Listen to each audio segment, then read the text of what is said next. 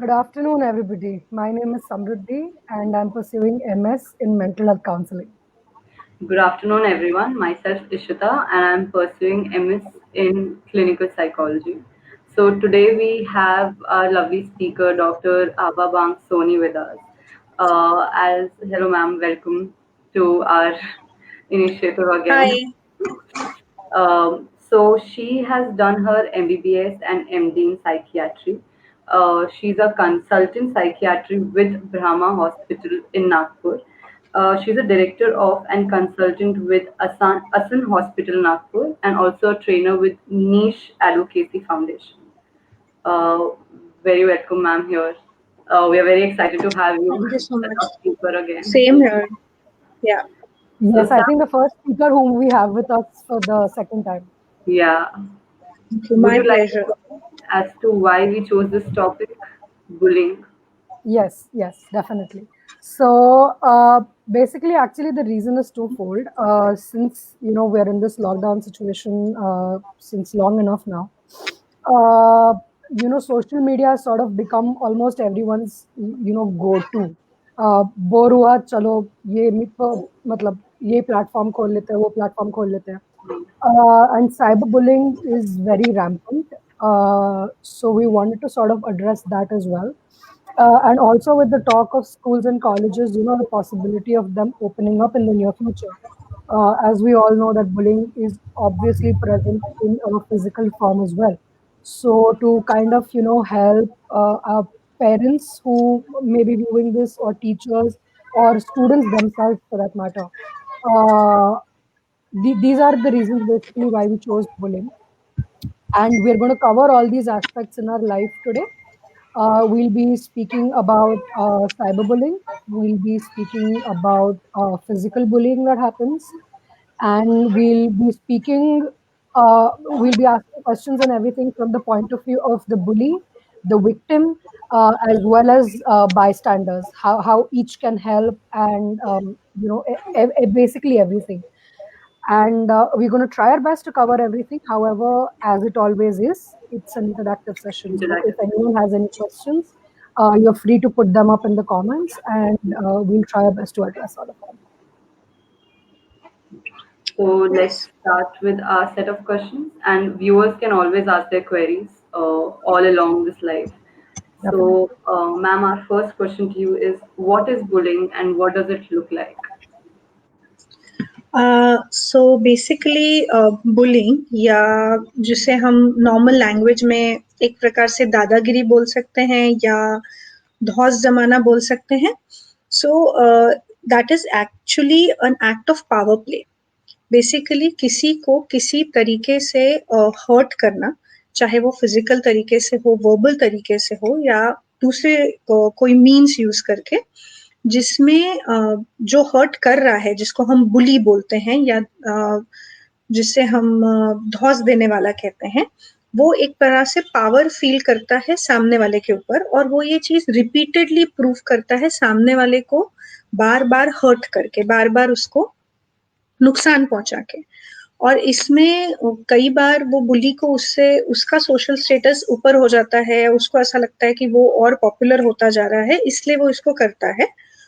And ये दो चीज उसमें मेन रहती है कि रिपीटेशन होना चाहिए. अगर एक आध बार किसी ने कुछ कर दिया तो उसको हम बुलिंग नहीं बोलते हैं या उसको हम दादागिरी नहीं बोलते हैं. जैसे रास्ते में कभी किसी के साथ झगड़ा हो जाए एक आध बार और कोई एक दूसरे पे भारी हो जाए तो वो बुलिंग नहीं होता है. पर ये जब रिपीटेडली होता है, जैसे स्कूल्स में या वर्क प्लेस पे हो सकता है या आजकल हम वर्चुअल वर्ल्ड में देख रहे हैं, तो उसे हम बुलिंग कहते हैं.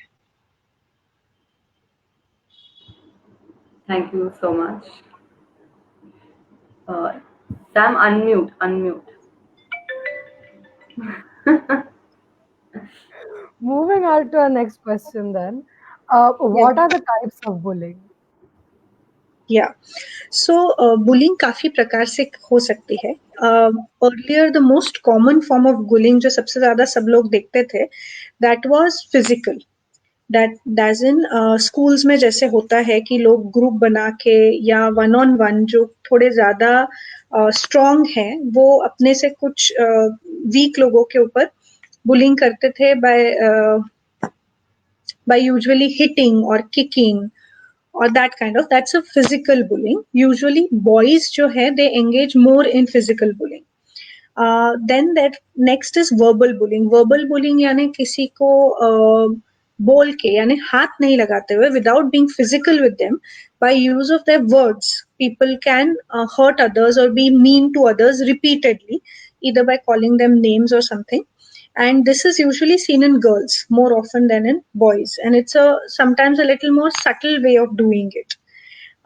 Then there is something called relational bullying. Relational bullying is जहाँ पे somebody tries to exert a social group में status के किसी को group से बाहर निकल दे रहे हैं या outcast कर रहे हैं या only targeting one person in that group.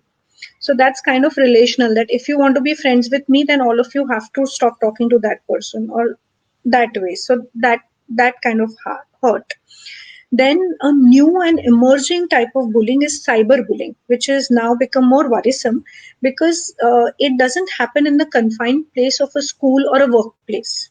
Wo usually, because now all of us are on the virtual space, and especially more so in the current lockdown, so we are seeing more and more increased cases of cyberbullying, jahan pe by the use of emails or Facebook or WhatsApp or text, people will call out other people, shame other people, they will write nasty, mean things about other people, or sometimes even post morphed pictures and images to harm the other person's reputation. So that's cyberbullying. And there are some kinds of bullying where people also take positions of other people. So that's kind of a fifth kind of bullying that can happen. School mein it can be in form of taking the other person's notebooks, pencils, toys. And in adults it can be by जैसे हम सुनते हैं कि दादागिरी करते हो किसी का लैंड हड़प लिया है or stuff like that. That also, if it repeatedly happens, can come under bullying. So those are the types of bullying primarily. Verbal bullying also includes body shaming, right? If someone is constantly body shaming the other person. Yes. So basically, verbal bullying can be about anything that they feel is different in the other person. If they feel somebody is underweight, somebody is overweight, so they might call that out, name them, call them nasty names, or usually body shame them by saying that you look ugly or you look fat and stuff like that. So all of that, where use of words is predominant to hurt the other person, that comes under verbal bullying. All right. Okay. Thank you. Next question that I have here is, what is the behavior? Sorry, before we move on, sorry, I have a question. Ma'am, a lot of times it can be possible that, like amongst friends, for instance, someone calls the other person a name. The intent behind the name calling may not be to hurt the other person, but what if the other person, is it possible for the other person to still feel victimized? Yes, it is very possible because a lot of times the bullying can be unconscious or subtle in ways that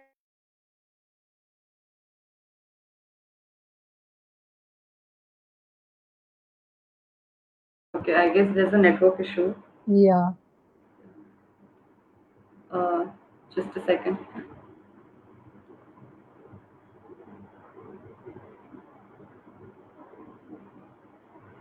We are so sorry, but some things are just not in our hands.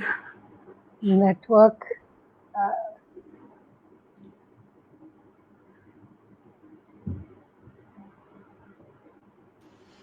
Hi, did the network go for a minute or so? Yes. Yeah, Alright. yeah. Right. Thank Sorry. you guys for being patient. Yes, thank you so much. So, like I was saying, the bullying can sometimes happen at an unconscious level, at a subtle level, even though the intent is not to hurt the other person, but if you don't empathize with the other person, if you don't realize how the other person is going to take it and still say it, it can come under bullying. But like I said, another important point about bullying is it has to be repetitive. If that one person is being targeted by you again and again, आप उसी को बार बार बोल रहे हैं अलग अलग नाम से भले ही बिना इंटेंट के, then it will come under bullying. If it's a one-off remark among friends, then it is not bullying. It can be mean, but not necessarily bullying. Yeah, no, because I've heard some people are like, until I don't pull your leg, how will I show my love to you? No, And that's there, but there is a limit to that also. You exactly, need to realize where you're crossing the line. Sometimes in pulling a leg, you might pull it too much to the extent of pulling it off completely of the body. So that shouldn't happen. correct. You know. Okay, so we'll move on to our next question. Yes. What's the behavior of bullies in each type of bullying that we just discussed? So let's go by the way we were. So in terms of physical bullying, जैसा मैंने बोला कि कभी-कभी hit करना, kicking करना, or even spitting on somebody, or stealing things, or pushing, shoving, throwing down. All of those are parts of physical bullying, display of physical bullying. Verbal bullying, apart from name calling, there can be also inappropriate comments about somebody's behavior, somebody's ethnicity, or somebody's race, somebody's looks. फिर continuous sarcasm at the expense of somebody else. We feel very witty about it, but if it is repeatedly happening and only one person is getting targeted about it, that is also a form of verbal bullying. Then threatening can also, if somebody is supposing after a break off, or even otherwise, if somebody is repeatedly threatening that I will harm you or harm myself if you don't do such and such things, if that is repeatedly happening, that is also another way of verbal bullying. And gossiping is one of the major forms of verbal bullying. Matlab, some people might talk very nicely in front of you, get all information, and then gossip behind your back, and if that keeps happening again and again, so it's a form of verbal bullying also. And social bullying or relational bullying that I was talking about, like I said, outing somebody out of the group. Always matlab making it a point that the person knows that you're not invited, or making other friends kind of away from them, spreading untruthful rumors about them. Ki, that's also a form of social yeah. Then embarrassing somebody on purpose in public, like inviting them, talking to them nicely, and then embarrassing them repeatedly in public. That's also a form of relational or social bullying. And cyberbullying can have a lot of various forms, like I was saying. People can create fake photos, fake IDs, fake pages on somebody's name and post them. People can post nasty comments, lewd comments on your pictures, on whatever you have posted outside. Or people can put wrong information. There can be something called cyber stalking, जहाँ पे people can actually digitally keep following you everywhere. Even if you're not interested, they can follow you all the time. और साथ में something like hacking can also be done through your media pages. So that's another form of cyberbullying that can happen. So I believe those are the ways in which you can identify that you're being bullied. Right. Okay, thank you. Just a reminder to our viewers that they can post their queries if they have any. We'll right now be moving forward with our questions. Sam. Yeah. So the next question, ma'am, is what are the Mhm. factors that contribute to an individual becoming a bully? And what is the thought process? What goes on in the mind of an individual when they decide to bully someone? So, see, bullies are not born per se, but there can be some individuals who have, by temperament, are a little short tempered, little impulsive. That could be their genes that are contributing, but not all people जो impulsive होते हैं या जो short tempered होते हैं turn out to be bullies. It's also what they see at their household that can be contributing.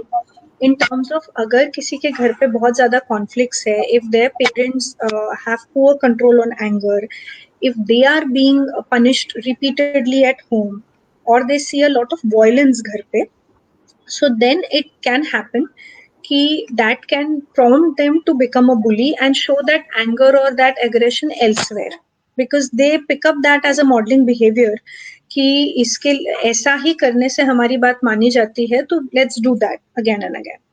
Also, around the age of 2 or 3, it's normal for kids to show aggression or temper tantrums. That's just a way of them experimenting with the new things that they are. Now, how parents handle that aggression at that age also determines whether somebody is going to be an aggressive individual or not. अगर temper tantrums को give in कर दिया जाए every time या वो aggression को वहां check नहीं किया जाए, so then what children learn is to get your way, aggression is the best and simplest way. Be aggressive towards somebody, throw a temper tantrum kind of, and you will get your things done. Whereas parents who are able to maintain that assertiveness, ki if something is a no, a temper tantrum does not change that, then those children have better emotional regulation, they have better social skills कि किससे कैसे क्या बात करनी है.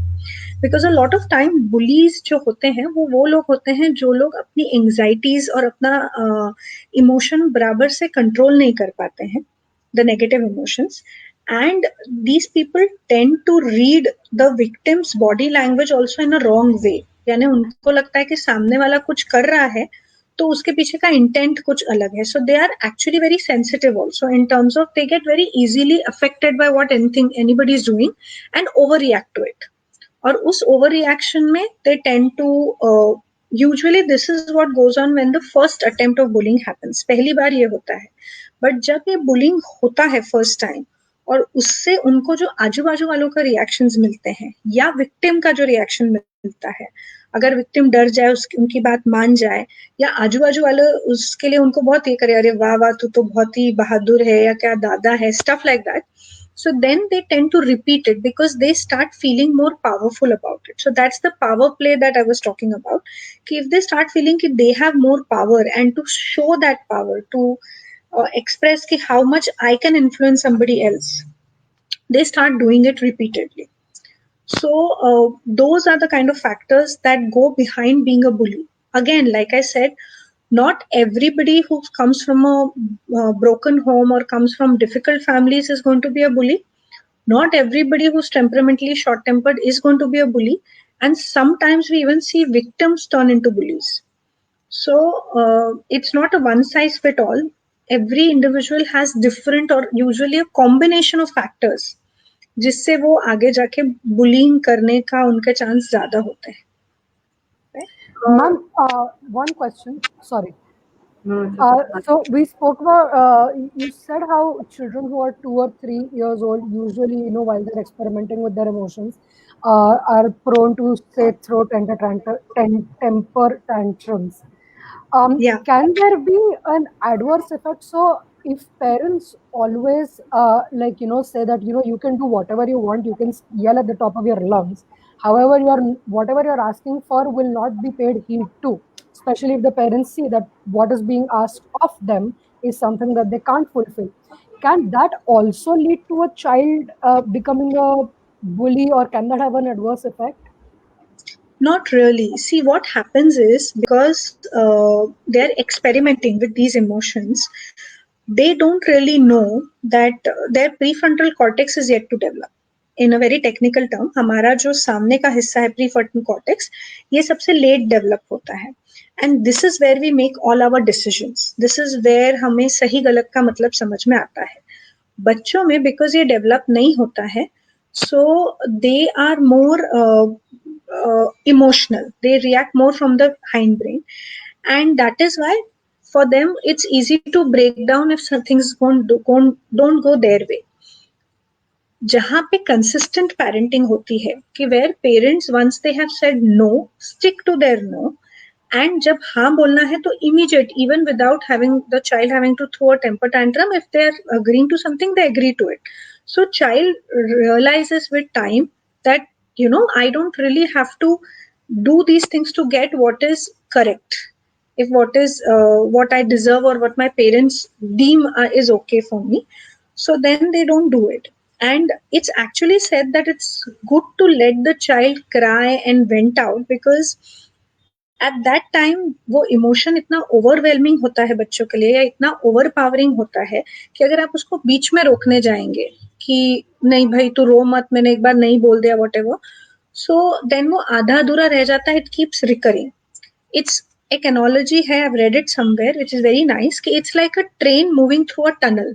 That tunnel is dark and dream. unless it crosses that entire tunnel, it doesn't reach the other end where there is light. So sometimes all you need to do is sit with the child, let them vent out, let them cry out, let them, once they're calmed down, then it'll be easier to talk to them. What was your reason for not doing this or for saying no? And then it's a better emotional control for them. It's not that if you let them cry out their heart, they are going to turn into aggressive individuals. They're not. It depends on how consistent you are. ऐसा नहीं हो कि वो इतना रो रहे तो आप फिर फाइनली थक के दे दो.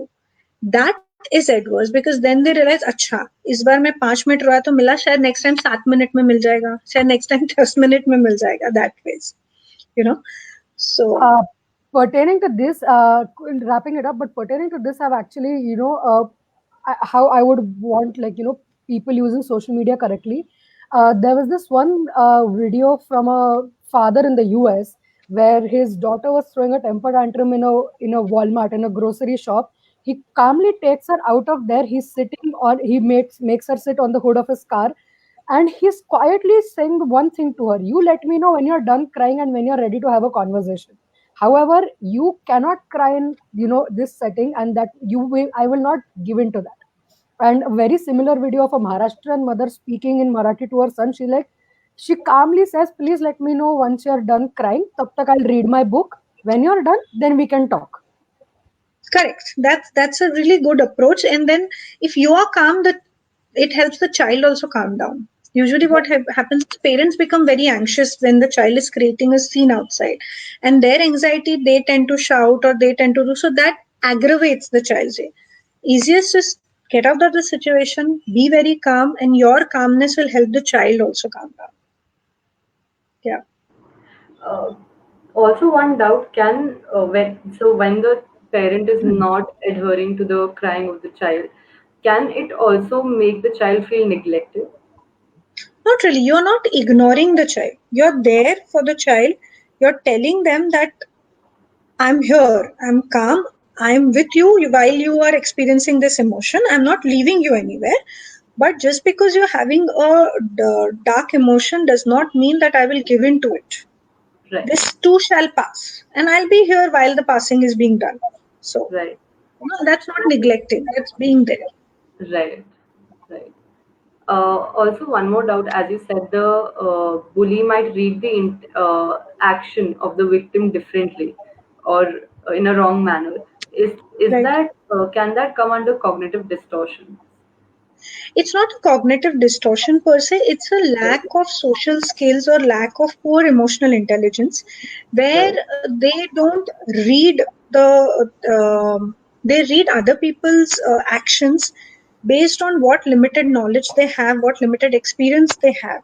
And because they have their own insecurities underlying, they tend to misread what other person is doing. The other person might be doing whatever they are in their own world. They have nothing to do with what the bully is doing. But because of the bully's insecurity, plus the fact that he or she feels that actually he or she is a superior being and that person should actually be doing whatever in context of me. There is a little bit of narcissism here where the bully feels that everything and everybody doing things around them has to be related to them, which is correct. not the case, right? So that is what, rather than a cognitive distortion, I'd say. All right. Okay, so we'll move to our next question, and then we'll pick a viewer's question, or shall I Sure, pick up? sure, sure, sure. You can pick Okay. up one now.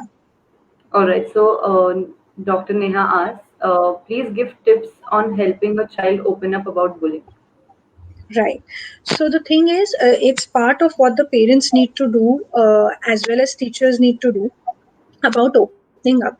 First of all, it is very important to educate your child that there is something like bullying that can happen either by the child themselves or by one of the friends or to one of the friends, so that they should be aware that there is something like that happening. Secondly, be approachable as a parent, as a child. Don't, even if your child comes up and confesses that he or she bullied somebody today, depending on your reaction, further conversations will take place. If you completely, scold them, shout at them, कि भाई ये तो तुम बहुत ही गलत कर रहे हो, ऐसा तो नहीं करना है, ये वो types, then they are never going to talk to you.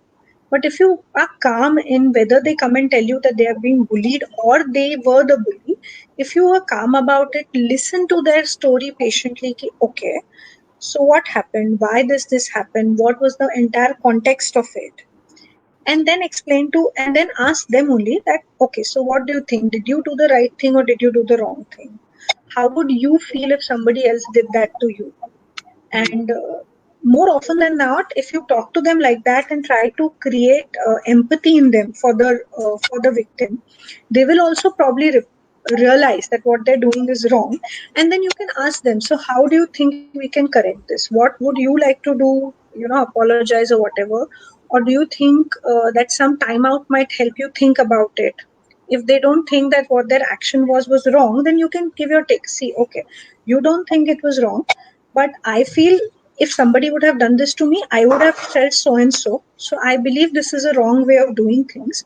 And how about you take a little time out and think about it? If your child has been the bully, and if your child has been the victim, make sure that you don't unknowingly also shame them in the same way that the bully has shamed them. Because usually victims tend to be people who don't adhere to the conventional norms of that group, either in terms of the way they look, in the terms of the way they dress or they talk, or due to some disability, or because of the color of their skin or religion or caste. There is something that makes them a little different or technically weak in the bully's eyes. So you हाँ. shouldn't be also saying that, कि अरे अब तुम ऐसा dress करोगे तो तुमको तो सब लोग चिढ़ाएंगे ही. That's, if you as a parent or you as a family member also say that, then the child is not going to open up. Plus, as parents, even before any bullying happens, what is your communication level with the child? How approachable you are with the child, so that they can come and talk to you about their mistakes, about good and bad things both happening to them. That helps. Whether it's time when it's Right. time to talk. Okay. So Yeah. Thank you. I hope that answers Dr. Neha's question. Yeah, yeah. Okay. So our next question is, what are the signs that can help identify a bully? So usually, as parents or as school teachers, you can identify if your children are being bullies by seeing what their usual style of interaction is. As in, do they usually tend to back answer? How do they interact with their siblings? And am I audible? Ma'am, your Yeah. network is going Hello. Yeah. Your video in is and out. lagging. Yeah. Right now Okay, it's now fine. now it's fine. Now it's fine. Yeah. Yeah, Okay. The minute I said now yeah. it's I'm fine, it sorry went about off that. again. So, oh, Yeah. Okay. She'll join back. I think she'll rejoin. Yeah. Yeah. We're really sorry, guys. This is happening again. Thank you for being patient. Kindly be patient. This will just take 2 minutes. These are just things that are not in our hands. Yeah. And we will be addressing your questions. Kindly keep sending us your queries in the comments. yes. I'm sorry. I don't know why this network is not working well now. Right. So, like I was saying, to identify whether your child is a bully, look at the interaction style that the child has with siblings or with you in terms of back answering and stuff, and the friends that he keeps around. If you keep finding new things in your child's belongings, new toys, new stuff that you know you haven't bought or the child hasn't bought, there are chances that the child is stealing or getting them from somebody else. So that's another sign. Then the group of friends that your child usually is with, are any of those people somebody who tend to talk very rudely or who tend to seem very dominating? Because bullies tend to club together. They tend to find similar people who will validate their bullying. And does your child school keep giving a lot of complaints about your child getting into a lot of physical fights, verbal fights? Because these are people who usually will get into those more frequently than others. And do they get sent to the principal office more often? Do they get punished more often in school? So you have to be in touch with the school. And usually, when they are caught in a problem, they have a tendency to blame others. They'll say, okay, I didn't do this. This happened because of so and so. This person did this to me, or it was never my fault. They don't usually own up to their mistakes. So, as parents, you are able to pick up those things earlier. And depending on whether you tend to cover up for the child or you tend to correct your child at that time, will decide whether that child will also continue to do that. Because it's a validation from adults that usually, makes them want to do this again and again. Yeah. Thank Okay. you, ma'am. So the next question is, not always. However, sometimes victims tend to follow the path of becoming bullies themselves. Why is that? Right. So there is actually this, let's call it like a circle of bullying. What usually happens is bullies also tend to sometimes be victims, if not of their peers, then either from parents or from siblings or somewhere or the other, where they have seen that the power play works. That if you're at a power position and if you repeatedly use that position, then you get things done your way. So knowingly unknowingly they have sometimes been a victim, and then to as a revenge for having been a victim somewhere else, they take it out here. They take out their aggression and anger and insecurity to somebody who they feel are weaker than them, or uh, at times, if not as a revenge, also to feel more empowered at times, because this being a victim has made them feel very weak and very anxious. So if they are able to bully and they get to feel that power up, then they themselves will again, try to bully again and again, because that makes them feel more and more powerful. So Uh, So there are also some bullies who love. I mean, I'm not saying love as in they will feel good about hurting other person. What does it talk about them? As in, do they like the power, or is it that they don't? They feel complete joy in the harm of other person, or what is the intent? so sometimes it's not about the complete joy. See, what happens is we all get a kick out of certain things. Most of us will get kick out of doing something good, and especially when we are praised for it, right? Mm. Or it could be some substance, or it could be a food item also. For example, it can be pani puri for me. That if I eat it, I'll get a kick out of it, and that actually chemically releases dopamine in my brain. So anything that will give me that pleasure and kick, I would want to do it again and again. Now, what happens in a bully victim situation is, if the bully is getting more popular by being a bully, if the bully is getting a bigger following, if the bully is getting praise, those are all kick giving things for the bully and giving more dopamine. So, and by association, that happens when the bully has inflicted pain on somebody else. So, there is this conditioning or association that if I inflict pain, I get a kick or I get happy. So sometimes there is that element of what we technically call sadism, that is getting pleasure in hurting others. But more often than not, there is a secondary gain which has been linked to it, which Right. has later become unconscious. So, so it's not just that they're getting, it's what else it's associated with rather than just the pain of other person. Associative learning, right? So what is the Yeah, reward and what is the punishment? Correct. Okay. yes, yes. Okay, so the next question that I have for you is who or what kind of individuals are most likely to be bullied?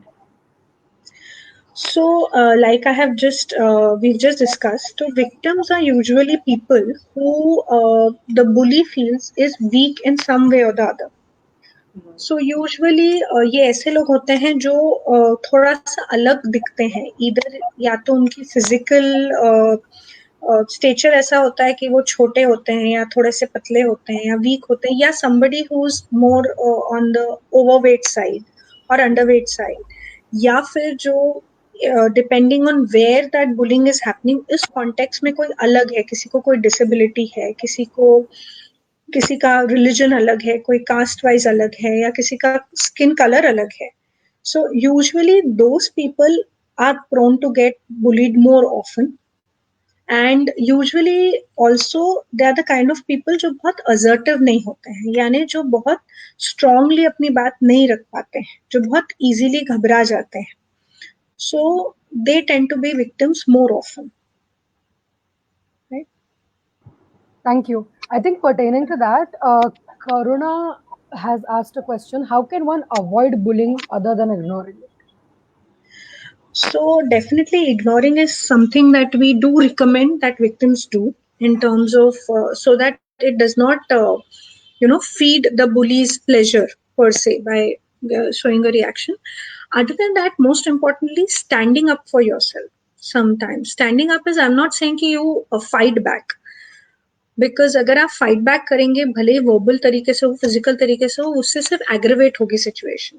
But being confident, being assertive, not aggressive, this is a social emotional skill that children need to learn, जहाँ पे वो firmly बोल सकते हैं अपने बारे में कि इट्स ओके, ठीक है. फॉर एग्जाम्पल, अगर कोई उनको उनके वेट के बारे में अगर कोई बुली हो रहा है, सो दे कैन से कि I like myself like this. Thank you for your concern. I know you're probably concerned about my fitness, but I'll look into it. But I like myself like that. बस इतना बोल के, without hurting the other person or aggravating the other person or shunning yourself down. So standing up for yourself is one way. Second is, for children, very important, talk to an adult. Talk to an adult जो जिनके को भी वो trust करते हैं, चाहे वो parents हो, कोई टीचर हो, कोई मेंटर हो या थेरेपिस्ट हो. बिकॉज कभी कभी अगर स्पेशली जहाँ फिजिकल थ्रेट है या साइबर क्राइम्स का जहाँ पे थ्रेट है, जहाँ पे one more way of cyber bullying which I forgot to mention, वो सेक्सटिंग, जहाँ पे सेक्सुअल कंटेंट के साथ किसी को वर्चुअल इसमें ये कर रहे हैं, तो वहां पे there is a lot of chance of a real harm happening. So ऐसे इसमें involving an adult is very important, कि आप अडल्ट को किसी को इन्वॉल्व करें ताकि फिर वो भी खुद जाके आपको हेल्प कर सके उस चीज में इंटरवीन करने के लिए, right? And I think as a victim, main is having that assertiveness, being confident, ignoring it, not aggravating it further. I think all of those things will probably help. Ma'am, as you said, standing up for yourself, there was a comment that I got when we were on putting our posts on social media, that if you stand up for yourself, you will not get bullied. So my question is, what are the repercussions if this is a scenario where a person is getting bullied? Is it a sure way that the bullying will end? First, how much of the responsibility does a victim carry when they are getting bullied? See, have you finished? I'm sorry to have interrupted. Yeah, just one more. Like we are saying that standing up may help and might help. As much as it is true, how much of this thinking can lead to victim blaming is what I was thinking. Right. So first of all victims need to know this, कि it is not because of them that the bullying is happening. They are not responsible. They are not to be blamed for. It's an analogy where you're saying that somebody is being raped because they wanted to get raped or they were inviting that rapist. So similar with bullying, nobody invites anybody to bully them. So standing up for yourself can happen only in situations जहाँ पे subtle verbal bullying हो रही है, जहाँ पे physical threat इतना ज़्यादा नहीं है, and साइबर प्लेस में भी, साइबर स्पेस में भी वहीं पे हो सकते हैं जहाँ पे थ्रेट इमीडिएट नहीं है, right? So standing up for yourself may not be possible every time. It is just one of the options that is available. Not always. Sometimes when there is physical, running away is a better option than standing up for yourself. In a very practical scenario, if you know that somebody is going to come and kick you and it's happening every day, then it's better to either run away, make sure you're always surrounded by a group of friends who can keep you safe, or make sure you're with an adult or a teacher around the time when that bullying happens. Safeguarding yourself is very important. So it's not just that कि victim तभी आप बनेंगे जब आप खुद के लिए खड़े नहीं हो सकते. बहुत सारे लोग केपेबल होते हैं खुद के लिए खड़े होने के लिए भी, फिर भी I mean we see so many big celebrities. There was a huge MTV show on this where they were, being cyber attacked. Big celebrities जिनका cyber bullying हो रहा था because people were putting nasty comments, morphing their photos, putting sexting things by them. But even then, people at that profile also couldn't not be victimized. So you really can't say that it's the victim's responsibility. It is definitely a wrong act done by the bully, and the responsibility and the onus of that wrong act always falls on the bully. Standing up for yourself is just one of the ways where you can deal with it. I think very rightly, as you said, I mean, it's not always on the victim. Yes, there are things that a victim can do to protect themselves, but then it does not guarantee that they will always be safeguarded from the individual who has an intent to harm. Right. True. All right, thank you. Moving on to our next question. What are the different effects of physical as well as psychological bullying on an individual's mental health? So bullying will definitely have long-term negative consequences on the person who's being bullied. Now, the negative consequences can be in the form of both physical problems, psychological problems, and social problems. So physical problems that we commonly see in victims who have been of bullying are they will not be able to take care of their health. They will be having poor immunity levels, have frequent headaches, stomach aches, and overall their appetite reduces. They might have sleep issues also. Mental effects in the terms of they tend to be anxious all the time because they have that anticipation when is the next incident going to happen, and that keeps them shaken up all the time. They can actually be so affected by those comments and by the bullying that it can lead them to depression, and sometimes so severe a depression that it can even lead to suicides. We have had cases where suicides have occurred as a result of bullying.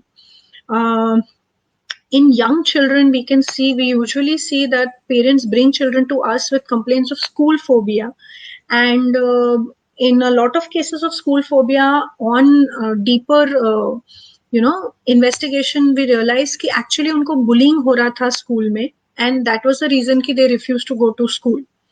Yeah, the victims tend up being more lonely, more isolated. Dhire dhire, physically we also see, or socially we also see that they tend to keep losing their things because the bullies have taken it up, snatched up, and they keep repeatedly asking parents that I want this again and again and again.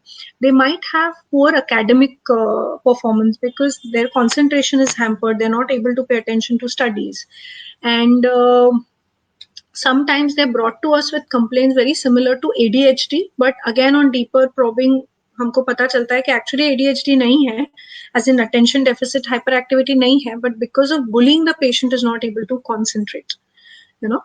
So overall, the victim's whole personality or whole identity kind of gets questioned by the victim, and the victim loses confidence, is not able to build better relationships, and their relationship with all their friends, their family, even at school, all of them trying to suffer.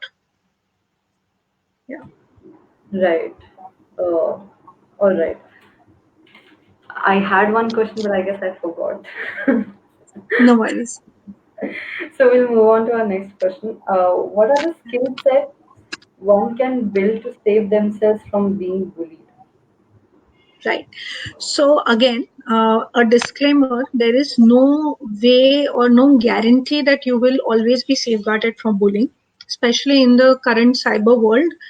Each of us is vulnerable to bullying, right? But certain skills that you can, enhance in your children, yeah, develop in them or in adults also, so that they are less targets of bullying and they're able to handle it better also. So सबसे important is life skills training for children across age group, all age groups is important. Although WHO has said कि it is compulsory in schools, it is not being taught well because the teachers are also not equipped at it. A lot of us don't know what these life skills are, and because life skills involve empathy, they involve communication styles, they involve relationship management, emotional management, self awareness, knowing what are your strengths, what are your weaknesses, so what you need to work on, what you don't need to work on, listening skills, and all of those different skills. There are a set of 10 skills that come under life skills, and they are basically things that will improve your emotional quotient, because उसमें आपका overall social skills develop होंगे, जिससे chances है कि आप बुली भी बनने के चांसेस कम हो जाते हैं, because you have a better empathy, better communication styles, और आप विक्टिम होने के चांसेस भी कम हो जाते हैं, because like I said, bullying हम तभी बोलेंगे जब ये रिपीटेडली हो रहा है. अगर आप फर्स्ट इंस्टेंस पर ही, if you are able to identify that this is something I am uncomfortable with and assertively deal with it, तो चांसेस है कि रिपीटेशन कम होगा, right? But having said that, there are some things like when people bully by discriminating on terms of religion or caste or the color of your skin, तो वहां पे, however assertive you are, there are chances that you will still be target of bullying, if not by one person, by a collective group. तो वहां पे it's very important कि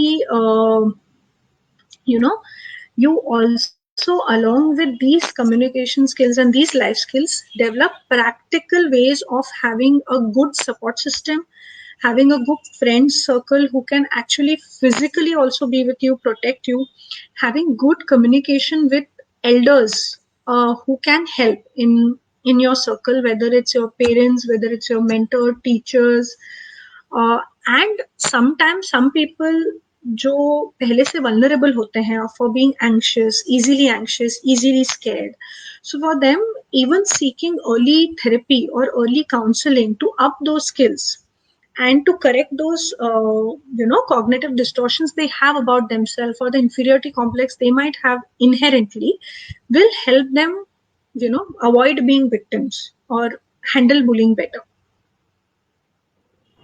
Since you So said, important. Uh, Sorry, no, I'm just saying it's so important to, understand that A, these are life skills, B, they're necessary, to go on. I mean, I, these I actually really should be a part of school curriculums. They are actually have been made mandatory, but unfortunately not taught in the way they should be, because the teachers that are today were never taught these life skills then, so it just becomes another theory topic for them. So they have to be practically be taught where they can be implementable in real life. So, have you, in your experience, seen therapists taking such workshops in schools for teachers as well as for students constantly? Is there any program of such sort? Yeah. So there are programs which are coming up, like the Niche Advocacy Foundation, which I work with, which was earlier Splash in Nagpur, has done that job already in Nagpur with multiple schools. Especially, they have worked with the NMC schools and the state-run schools, because usually the CBSE schools will have counselors and they will usually take, but these lesser privileged schools don't usually have them. Right. So. Actually, one of the mottos, the main aim of Niche Advocacy Foundation is emotional fitness through life skills training, and we do keep taking programs under it. And there are other NGOs also who keep working on these life skills training. National level programs are also being held for teachers to teach them about these life skills. So, depending on how many schools enroll in them, what benefit they can do is a question. but at least those programs are in place right now. Yeah. Even through Yeah. my personal experience, sometimes I've seen teachers themselves being the bully. Teachers, some teachers commenting on the child's appearance, and maybe they don't have that intent, maybe they don't know that they are bullying, but that really impacts the child because the child is looking up, they look up to the elders, and also Right. they ignore the bullying happening or conducted by their favorite students. So those things also impact. Yes, unfortunately, we have a culture, we have a misconception that किसी को tough बनाना है तो थोड़ा बहुत तो struggle उसको करना ही है, but that struggle doesn't mean कि आप जानबूझ के उनको इंसल्ट करें, Right. especially as teachers, as role models. Maybe peer group में थोड़ा बहुत हल्का फुल्का टंग खिंचाई is all right, it probably will help. But अगर रिपीटेडली सिंगल एक पर्सन पर ही हो रहा है, that doesn't help. Like you rightly said, sometimes teachers भी अननोइंगली फेवरेटिज्म करते हैं या अननोइंगली लेबलिंग कर देते हैं और बच्चों की, and that is also a form of bullying in terms of somebody who's weak or who's unable to, because we have seen as psychiatrists, as psychologists, that usually positive reinforcements work. Labeling and name calling doesn't work, or it's not motivating, even if the teacher might feel that I'm just trying to do that to motivate the child, but that is not what it does. And again, a lot of bullies will get along and feel कि उनका bullying validated है अगर वो teacher के favourite student है और teacher उनको कुछ डांट नहीं रही है तो, so that again kind of promotes the bullying. क्योंकि ऐसा, like I said, it is not necessary कि bullies will always come from bad families और they will have issues. There are bullies जो बहुत अच्छे होंगे पढ़ाई में, जो एथलेटिक्स में भी अच्छे होंगे, they already have a social stature and they want to take it up further or establish it more, and that is why they end up bullying, you know. So they can be favorite students of teachers also. Right. Thank you for addressing that, ma'am. Moving on. Under normal circumstances, where family and friends are usually a safe space for people, can bullying occur in these relationship dynamics? So like we've been discussing all the time, क्योंकि ये थोड़ा role modeling भी होता है, in even in these dynamics bullying can occur, whether in terms of sibling bullying or when the parents themselves are very short tempered or don't have very good emotional control or emotional management, and they tend to shout on children on every small thing, or they tend to shout on each other, or there is domestic violence at home. That domestic violence can extend to children also at times. So even in these safe spaces there can be bullying, unknowingly, knowingly. Even if it is not labeled as bullying, when you actually look at it, the dynamics is of that of a bullying. So even then this can occur. uh, it's just about making them aware of this, and even if it's not intentional and at times unintentional, making them aware of it so that the parenting style can be corrected, so that it doesn't have that harmful effect on the child. Ma'am, however, again, I think a lot of things change depending on which society an individual is living in. Talking about the Indian society, I think, unless for a child there is an other adult who they can approach. I mean, is it really helpful if a child themselves goes up to the parents and says that what you're doing is incorrect? It's making me feel this way, and the parents will actually listen to it and understand rather.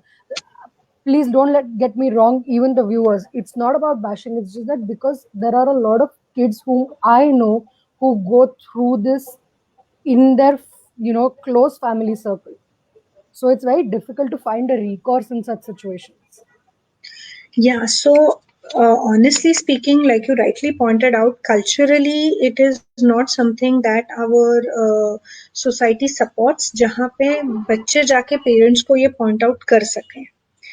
any which ways to start with, if the relationship is so dysfunctional and if that bullying is happening there, then that itself means that the child is doesn't have that approachability कि वो जाके बात कर सके. तभी जहाँ पे वो डायनामिक इतना अच्छा होगा, रिलेशनशिप इतनी अच्छी होगी कि जहाँ पेरेंट्स सुनेंगे बच्चे की, वहां शायद बुलिंग एनी विच वेज होने नहीं वाली है. Right. So here I think the advice would be ki for children to probably difficult to find, and in that negative mindset difficult to identify also, but maybe somebody in school, one favorite teacher, one mentor, some adult in the family, maybe a distant cousin or a mama or a chacha, somebody that the child is comfortable talking to and who has a little sensible approach towards the whole thing, can be at least be a confidant for the child, you know, that the child can approach, because that's the only practical realistic advice that we can give, because like you rightly said, parents को नहीं directly बोल सकते हैं बच्चे.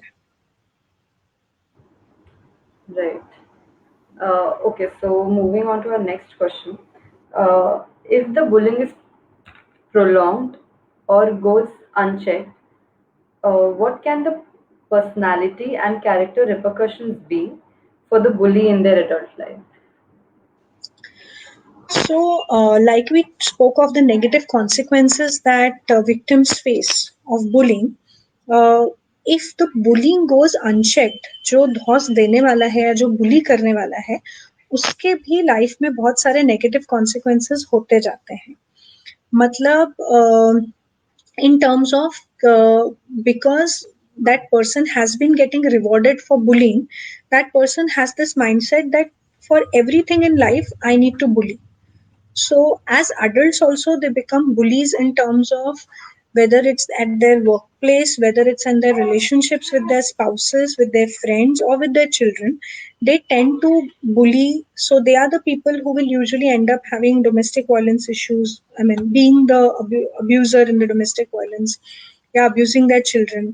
And these people tend to, just to prove that they are the superior ones, tend to be more impulsive and experimentative. So they are the ones who end up having substance abuse, alcohol addictions, and getting into the more trying more criminal things as adults, as yeah. So they will have unstable relationships. They might have constant tussle with the legal system in terms of, because they're always trying to do rule breaking things. So that is there. And sometimes in later life, when these bullies repeatedly also realize ki, what they have been doing is wrong, either having been pointed out by somebody or through having lost somebody, they can also go into secondary depression and suicide in a few percentage of the bullies. That can also occur in later life. So there are a lot of long-term complication in terms of the personalities also that they become very unstable personalities, which we clinically might label as antisocial personalities or borderline personalities, but those could be one of the consequences. Not necessary that all bullies end up like that. A majority of bullying usually happens between the age group of 7 to 13-year-olds in school when that bullying happens. And after 13, 14, as they mature, they realize their mistakes or they grow up and get a better peer group or get better mentoring, 50% of those bullies will actually stop bullying and turn out to have normal lives. But there will be a majority of them, 50% of them, if they go unchecked, if nobody, I mean, who will require therapy or who will require actual intervention, and if they are not provided, that might end up with these long-term consequences. Right. Thank you. Yeah. Ishita, do you have a question? There's a question by the viewer. Uh, Mhm. Does does bullying bullying leave its scar in later life? Yes, definitely. For the victims, like I said, bullying can leave a scar that can go on far, far beyond their adult life also. In terms of, if they, like I said, if they start believing the words that the bully is using, whether it's in terms of body shaming or something, they kind of tend to internalize it, and they kind of make their inner dialogue. So then they start feeling like that about themselves, and they, however much they achieve in life, whatever happens, even if they're very successful, that one thing always might be troubling them if it goes unchecked and uncorrected. So it's very important to tell all bullies and tell all victims, I'm sorry, and make them realize ki it's not their fault, and that whatever the bully is saying or targeting is not the truth. That is just something being said out of spite. Plus, also, I think, self esteem, that what a bully is talking about you is not your identity. Your identity is what you make of yourself and what you believe you are, not what someone who wants to hurt you is saying about you. Right, right. So that's again the life skill of self awareness which comes in picture there, where you have to start believing on your own self assessment rather than what other person are saying about you, and be able to judge whether what the others' opinions are factual or they're just made up. And Ma'am, but in this example of, I'm sorry, in this example of body shaming, as you said that, for example, I was always teased that I was a fat child. I am a fat child. So it's pretty much factual. But then, honestly, I got over it. But then a lot of times it's very difficult for the individual, especially because it's factual, to move away from that constant comment. How can they deal with it? So I agree. Yes. I'm so sorry, but I was also body shamed. I was an obese child, and there were a lot of starvation that I went through just to reduce weight. So, however, the body shaming is not an issue, but then there have been a lot of things where people have commented, like, your skills are not great and this and that, and you kind of turn to internalize it. So, how do you deal with the internalizing dialogues? Like, because it takes a lot of time to change it. So, that's my another question. Right. Focus on internalizing dialogues. Yeah. So the thing is, here you need to have those kind of people whose opinions are going to be honest and who are going to be of your best interest when you're discussing these things, right? Supposing for something that is factual, like you were saying, Samruddhi, that you're overweight, and if you are being called fat for that, so even if it's a fact, does that make you any less of an achiever, any less of a person than you are today? It does not. Now, depending on how you look at it, that comment for, if you look at it saying that probably people are saying this from my fitness and health issue point of view, so I will actually take an assessment if it is affecting my health, supposing my cholesterol levels are over the top, or it is giving me a heart risk of heart disease or something. If I have a family history of that, then I will definitely take it as a twist the angle of it, rather than it being a negative comment. I'll take it as a positive thing, that this is something that is for my betterment, and I will act on it. But if I don't have any of those risk factors, if medically speaking my weight is not going to cause me an issue in whatever I want to achieve or in leading a fit healthy life, then it's okay. Then some people can adjust with it, some people cannot. I mean, I'm sure you've read memes which say that okay, if I'm overweight means there's a lot of more of me to love, you know. So you get more of me to love and stuff. So that's how you kind of. But you will be able to do this only when you sit down with a person who can give you an actual non-judgmental, approach. It could be somebody in your friends and family circle, and if you don't have that kind of thing, then it could be a therapist or anybody, because it's hard for people to be non-judgmental even if they have good intentions. I don't know if I said this in my last year, but the road to hell is paved with good intentions is what a lot of people say. So sometimes having that non-judgmental space. And about the skill sets, Ishita, like you were talking about, again you have to be able to assess whether the comment what you're getting is actual. or it is just an opinion of one person or two people, let's say. So again, we all tend to, and especially in our culture, because we are always told to focus on our negatives so that we can improve them and never celebrate the good that we have in us. That's the way we are just kind of brought up, because it's sir पे नहीं चढ़ जाने चाहिए, इसलिए हमारे कोई अच्छी चीजों को बहुत ज्यादा ये नहीं देते हैं, but negatives we are always pointed out at. So we have this inner dialogue where we inherently, most of us, will have a low opinion of ourselves, and anybody who says that, we just tend to pick it up. हाँ हाँ देख मेरे को भी यही लगता था कि I'm not good at this and this person has proven it, even if 10 other people don't say that, or say good things about us. So that is why it's very important to have that kind of a buffer system, those kind of mentors or people who will talk to you in a non-judgmental way and tell you that that is. I hope that answers. There's another question of Okay. the viewer. Are introvert people prone to get bullied? Not necessarily. Yes, they can be because they are more shy, timid. They tend to appear that they will scare easily. So yes, they may be bullied a little more, but not necessarily, because there are a lot of introvert people that I know of who are very assertive and very strong, and who can actually stand up for themselves. It's just that they prefer their privacy and they don't prefer being in a bigger group. So it's not a generalization that I would say holds true, but yes, there are chances that that can happen. So basically, there's a difference here where one, as you said, can stand up for themselves, knows what is right, what is wrong for themselves, and wanting their own space. Yes. Yeah, yeah, perfect. Thank you. Moving on.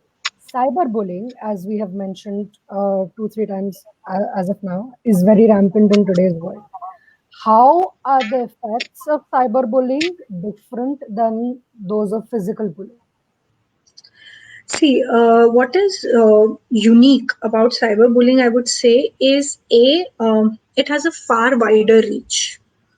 It's out there for the whole world to see, kind of. Tech, Technically, as opposed to a physical or verbal bullying, which usually happens in a small circuit and a close knit circle. Secondly, it can happen 24/7 because the cyber world is always on. So it can happen in the middle of the night, anytime. There is a lot of anonymity that is available to the bully, which gives the bully a lot of more, kind of safety or power, that whatever they can say and do and get away with it, kind of, because they feel it's very hard to trace them.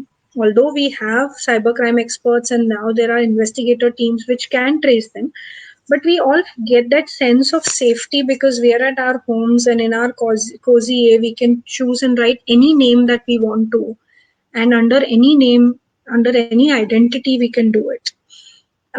Plus, there is no, and because of that anonymity, there is a wider range of victims that you can attack. You can attack even somebody as big a celebrity, let's say as Amitabh Bachchan is, and you can get away. In the real world bullying, you will have a selected victim list, but here your victims can go on. Plus, cyberbullying can be done in a lot of ways. There can be sexual way of cyberbullying, sex texting, or putting obscene pictures or pornographic images. Then there can be morphing. A lot of in the digital world, somebody can just take up somebody's picture and morph it inside somewhere else and create that kind of false things to blackmail or to otherwise. Then there can be a lot of nasty commenting. Plus, in the virtual world, even the bystanders of the bullying feel more safer to kind of, go with the bully or to kind of add their own sense of meanness to the whole bullying thing. So that kind of, and plus anything in the digital world, once put out in the digital world, always remains there. I mean, however much you delete it from whatever your computer, or you feel that you've deleted the post, but it is always somewhere there. So that it has a more lasting effect. rather than this kind of bullying which happens in the private. So I would say that is what makes it way different from the normal bullying that we see. Right. Yeah. Okay, so let's move on to the next question. Who is a bystander? What are the Mhm. different reasons they do not intervene?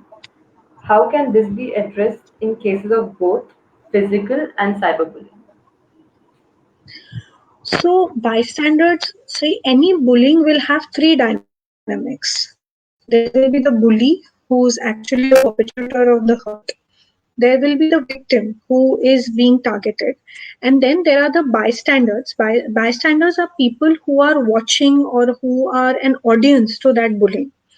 Now bystanders, what usually happen is they kind of feed the bully by not acting up, by not saying anything. And the reason they usually don't say anything is because either they fear that they might be the next victim. अगला अगर मैंने कुछ बोला तो मेरे ऊपर आ जाएगा ऐसा, that is one fear. Plus kind of peer pressure that they just want to go with the flow, they want to appear cool like the bully is, so they want to be the part of the gang of the cool bully, and that is why वो उसके हाँ में हाँ मिलाते जाते हैं, kind of. Now bystander, even if you're a bystander of bullying, there are chances that you might also end up feeling anxious and depressed and having those psychological effects of bullying, because your own conscience keeps troubling you because you didn't do anything, or it feels like you were somehow, even if a passive part of the bullying, you were part of the bullying, because right. So and it is disturbing to watch bullying happen again and again. So, as bystanders, one of the most important thing you can do to help a victim is actually speak out. Try and take the victim out of that situation. Because for a bully, even if one person speaks out, that illusion that I'm being popular and this is being, consented or validated by everybody kind of breaks. So, usually, even if you speak out a little bit, it helps. Or if you feel out of fear that you can't speak out then and there, if you can go and report it to an adult, to a teacher, be a witness and tell them that this is what has happened, it is very helpful because it will help the victim be saved next time, because an adult can actually take action against the bully. And befriending the victim, empathizing with them, telling them that it's okay, you don't really need to give the bully's opinion that much importance. So, as a bystander, if you're able to do that, that also helps. Now, in case of cyberbullying, when you're a bystander, what you can do is actually, if you see that there is somebody who's being bullied, and if that victim you feel is unable to do anything or is too scared to do anything, and if you have some evidence, because if you're a bystander, it will probably be on your wall also, whatever has been said and done. So, if you can, before deleting it, keep those posts with you, kind of keep a screenshot or something, and encourage the victim to report it, or tell the victim that you're there in case they need help to report it, and you are a witness to it also on the virtual way. At the same time, calling out the bully, just that this is something that is wrong, and it will be in a very assertive way, again not in a very aggressive way, but that this is very inappropriate and it's not a proper good way of doing things. It will be very helpful if you can delete it, or stuff like that. In a group also, when you feel that somebody is being bullied or targeted in a WhatsApp group or somewhere, just standing up to it will also help the victim and the bully both. Yeah. Right. As you sorry, as you said Sure. that bystanders are either afraid of speaking up or because they might be the target. So they don't. Is it possible that the bystander somewhere is enjoying the bullying? Have you come across some cases of such sort?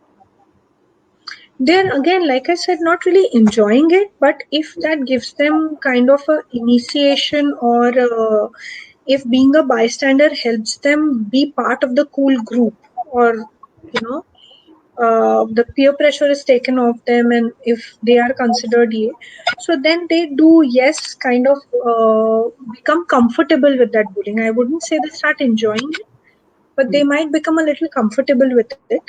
But when it doesn't align with their own thought process, and if it is happening repeatedly, if they themselves have the inclination to be a bully or the risk factors to be a bully, then probably they will also gradually start enjoying and on their own start bullying other people.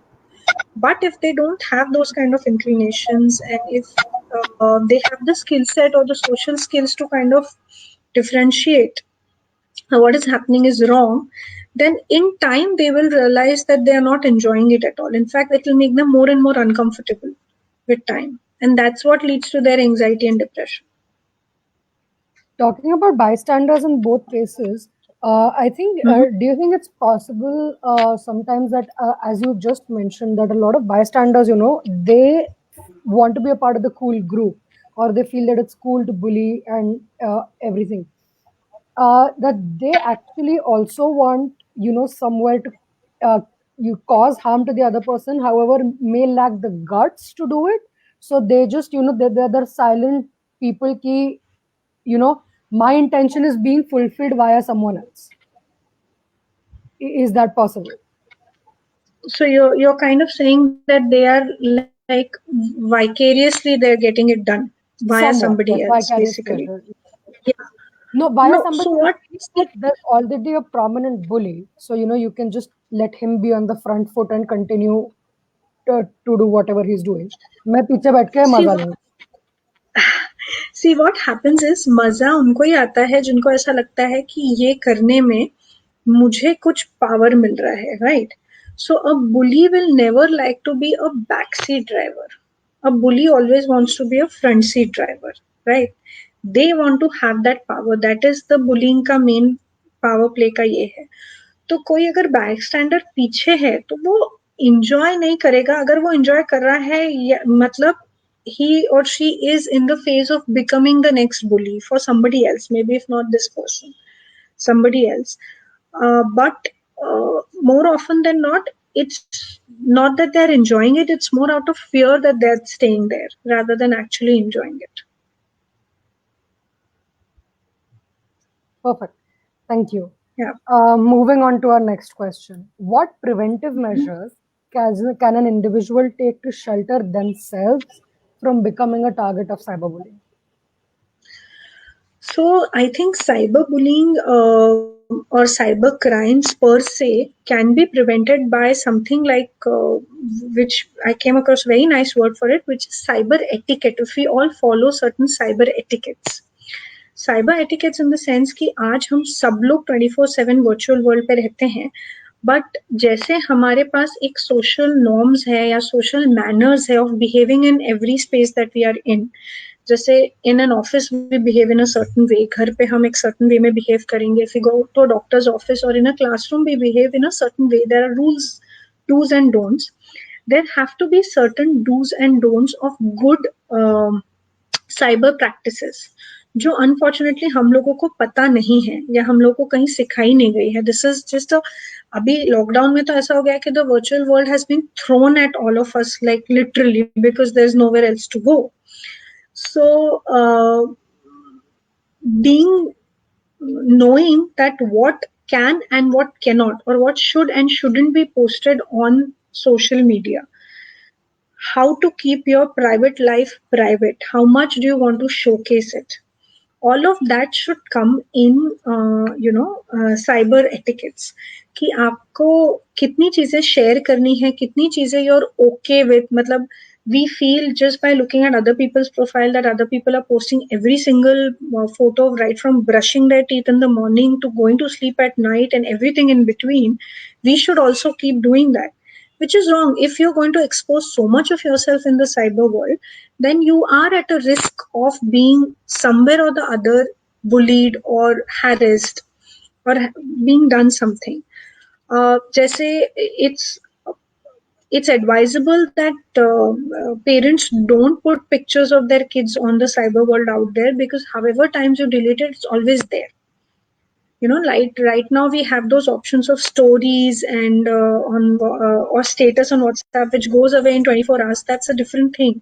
But a lot of parents I've seen put nice pictures because okay, their kids are adorable, they really want to, but That's what a cyber stalker is looking at. That's what a kidnapper is looking at. Those are the things that the person will take and from your timetable will make out a whole itinerary of what and where you're doing, and then the next crime is planned.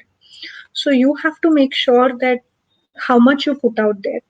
Secondly, you have to also, like it's always said in the real world, you need to treat the other person as you want to be treated. तो similarly आप भी दूसरों के post पे वैसे comments डालें which you are comfortable with. You can't say that I will pull the other person's leg and I will write any damn thing, but I will not tolerate anything written on my wall. That's not how it works. It has to be both ways. Plus, in spite of the fact कि आपने कुछ नहीं लिखा है, some person might find something that you've done or said offending and might write something obscene. Now, depending on how you react to it, how much more fuel to fire do you put? आप उसको ignore कर देते हो, आप वो post को सिर्फ delete कर देते हो, या whether you know dive into a fight directly. That also decides कि how much longer वो खिंचता जाएगा, सामने वाले का ईगो पे कितना आएगा और वो क्या क्या और steps लेगा. So you know that ways. Plus, it's important that we don't share passwords online. We you know for elders जो नए नए आए हैं, it's important that the youngsters in the family teach the elders that what is okay to be put online and what is not. There's a lot of money laundering and a lot of ATM hacking and stuff of elders being done because they don't really realize ki what is a spam message coming to them and what is a genuine message. And we don't really take out the time or have the patience to teach them that, which we need to, you know, because we have to realize that they are taking up this technology at 80 when their mind is not running as fast as ours is. Because it's easy for us doesn't mean it's going to be easy for them. There are a lot of things that were easy for them that are never going to be easy for us. So you know, we have to have that empathy there.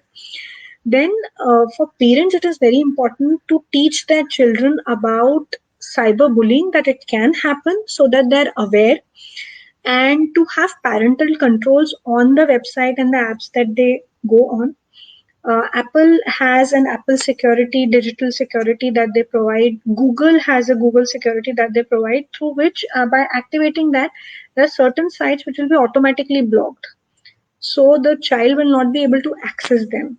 Then you have to limit the screen time. You have to talk to them about their online behavior in terms of not completely stop it, but know which sites they prefer to go on, what apps they go on, so that you know you're aware where they are, what they are not, and read up a little bit. Just because it's a youngster's game or a youngster's site doesn't mean that you should not be aware of it.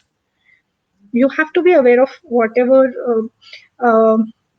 There was this very nice analogy that an American Psychology Association researcher had given on bullying, that since you will not let your 12-year-old run around alone in an unknown city without knowing where they are, who they are with, how can you let them roam around unknown in an unknown website without knowing where they are going, who they are interacting with and stuff?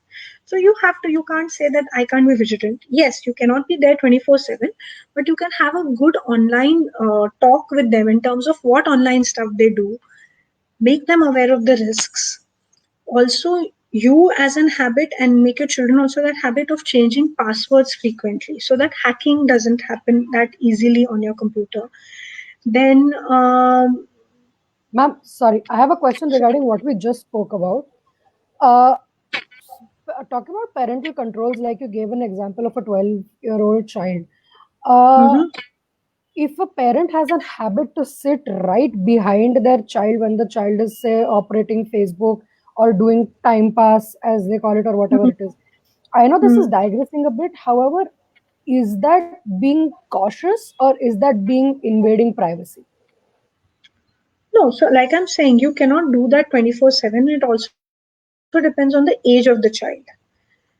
If the child is young, let's say 6, 7, 8-year-old, or even till 10-year-old, it's okay if you want to sit behind them and see what they're browsing through, or if you want to browse through sites together, right?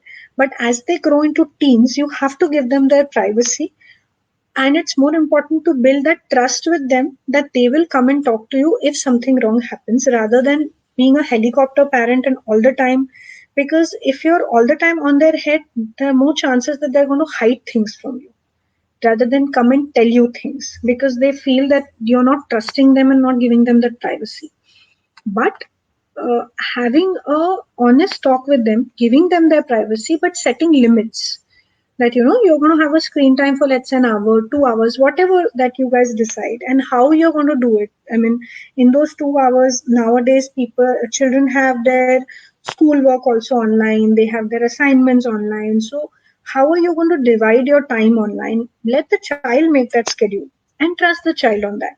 But also educate the child that these things can happen, and if there is something that you are upset about that has happened online by somebody else, or if something is disturbing you, please come and talk to me. And when they do come and talk to you or do come and share, don't start shouting at them, that's why I told you not to go on that side, that's why this was happening. Be a patient listener. Tell them that, all right, okay, tell me how all happened, and make sure you're not victim shaming. It is not happening because of them. Again, here also it's important not to victim shame. And then providing them, most websites, be it Facebook or be it WhatsApp or be it Google, they all have a report button on them. YouTube, make your child aware of that, that if there is something like that, then you can always report it. You can always report it. So that they are aware of it. Right. Okay. So my next question to you is, how can an individual identify that they are a victim of cyberbullying, and what can they do to self-help and or reach out? So, knowing that you're a victim of cyberbullying can happen when you can see.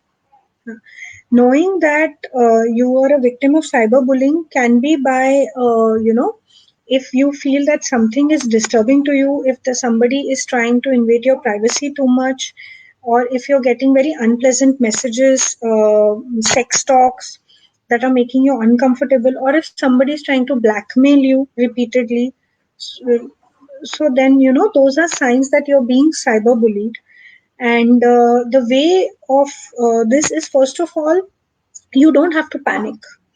Remember, remember that this is not something that has happened because of you. So don't panic. It's all right. You are in a safe place at your home, with surrounded by your loved ones. So remember that. Then, if it is something like a mock photo or a nasty picture or a nasty chat or something, before deleting it, make sure you take screenshots, make sure you take evidence, you gather evidence, then delete it. And don't retaliate. You maintain your cyber hygiene, you maintain your dignity. Delete that person, block that person, report the person on the website, delete the post. Tell an adult in the family that this has happened, and with their help, you can report it at the cybercrime branch. Each police station these days has a cybercrime branch. You can go and file a report there. They will need an evidence of what all was happened. So that is why I take pictures. Also, there are certain online websites. There's something called cyberbap.org. CYBERBAAP. So that is cyber bullying, and I forget the full form, but it's a website started by two Indians. One of them is a cyber crime investigator, and another is a psychologist. So they both specialize in crimes. So they can also help you. Plus, our government has a cyber crime branch which can also help you. So, there are recourses that need to be taken. Obviously, if the cyberbullying has been so much that has made you so anxious or depressed that you're having suicidal thoughts, or you're feeling very panicky about, how to tell adults if you're feeling, so you can talk to therapists about it. And as therapists, as counselors, we need to be good listeners. That we have to be for all patients. We have to be non-judgmental, calm down the child, tell them that they are safe and it's okay. And after having built a rapport and trust, it's always advisable, especially in case of children, to get their parents on board by convincing them to talk to one of the parents. Because if we have to take a legal recourse, if we have to investigate it or give a criminal to it, file a complaint, an adult is always going to be required. So, that is one of the ways in which you can tackle cyberbullying.